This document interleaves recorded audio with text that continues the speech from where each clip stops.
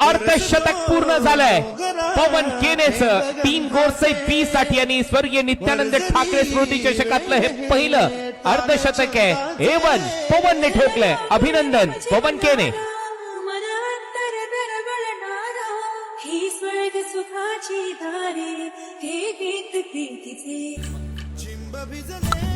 बॅकफुटला जाऊन स्लाइस केलाय, कट केलाय, पॉइंटला बॉल सीमारेषा पलीकडे 6 धावांसाठी.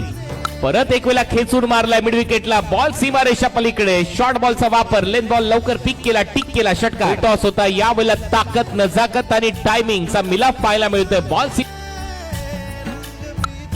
पायातला बॉल होता, परत एक वेळा चांगला फटका इथे सजवला, टायमिंग चांगलं दिसतंय. बॉल सीमा पार, 6 धावा